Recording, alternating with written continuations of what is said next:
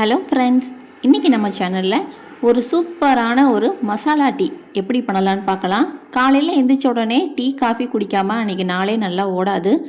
நீங்களும் டீ ரொம்ப விரும்பி குடிக்கிறவங்களா? அப்போ கண்டிப்பாக இந்த வீடியோ பார்த்துட்டு போய் டீ போடுங்க. ரொம்ப சூப்பராக இருக்கும் மசாலா டீ. உங்கள் வீடே கமகமன் மணக்கும். வாங்க எப்படி டீ போடலாம், அதுவும் மசாலா டீ எப்படி போடலான்னு பார்க்கலாம். ஸ்டவ் ஆன் பண்ணி ஒரு பேன் வச்சுக்கோங்க. பேன் சூடாகவும் அதில் ஒரு 10 பீஸு பட்டை, பிரியாணிக்கு போடுவோம் இல்லையா, அந்த பட்டை தான். நல்ல ஒரு கை அளவு ஏலக்காய் தான் டீக்கு நல்ல வாசனையும் சூப்பரான ஃப்ளேவரும் கொடுக்கும்.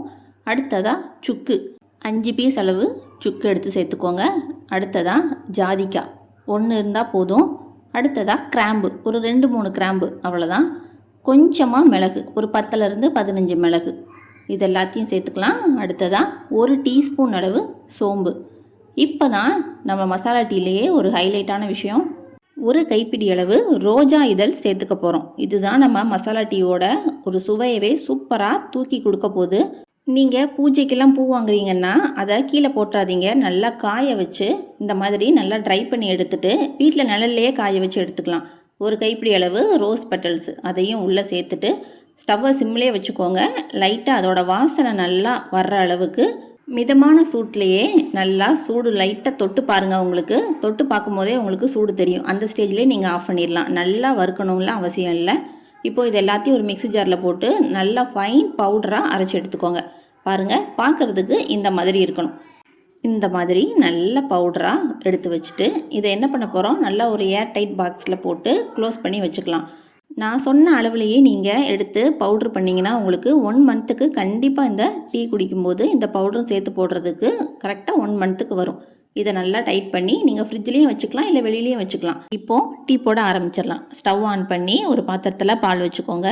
அதில் 1.5 டீஸ்பூன் அளவு டீ தூள் உள்ளே சேர்த்துக்கலாம்.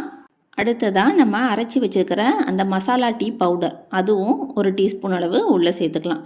இப்போது உள்ளே சேர்த்தாச்சு. ஒரு வாட்டி நல்லா மிக்ஸ் பண்ணி விட்டுக்கோங்க. ஸ்டவ்வு சிம்லேயே இருக்கட்டும். டீ போடும்போது எப்பயுமே நீங்கள் ஸ்டவ்வை சிம்லேயே வச்சு அதை கொதிக்க விடுங்க. நீங்கள் சுகர் சேர்த்து குடிக்கிறவங்களா இருந்தீங்கன்னா இப்போமே கூட நீங்கள் சுகர் ஆட் பண்ணிக்கலாம். நான் நாட்டு சக்கரை யூஸ் பண்ணுறதுனால தனியாக தான் ஆட் பண்ண போகிறேன். இப்போ பாருங்கள், நல்லா டீ பாயில் ஆகி வந்துருச்சு. ஃபஸ்ட் டைம் பொங்கும்போதே ஆஃப் பண்ணிட வேண்டாம். சிம்லேயே வச்சு ஒரு 2 மினிட்ஸு நல்லா அந்த மாதிரி கொதிக்க விட்டுக்கோங்க. அப்போ தான் அந்த டீயோட எசன்ஸ் எல்லாமே உள்ளே இறங்கும். இப்போது ஸ்டவ்வை ஆஃப் பண்ணிடலாம். ஒரு கப் எடுத்துக்கோங்க. அதில் 1.5 டீஸ்பூன் அளவு நாட்டு சக்கரை நான் சேர்த்துருக்கேன். இப்போது நம்ம ரெடி பண்ணி வச்சுருக்கிற அந்த மசாலா டீயை அப்படி ஃபில்ட்ரு பண்ணி உள்ளே சேர்த்துக்கலாம். அவ்வளோதாங்க, டீ ரொம்ப சூப்பராக வாசனையே வீடு ஃபுல்லாக பரவி சூப்பரான ஒரு மசாலா டீ நமக்கு ரெடி ஆயிடுச்சு.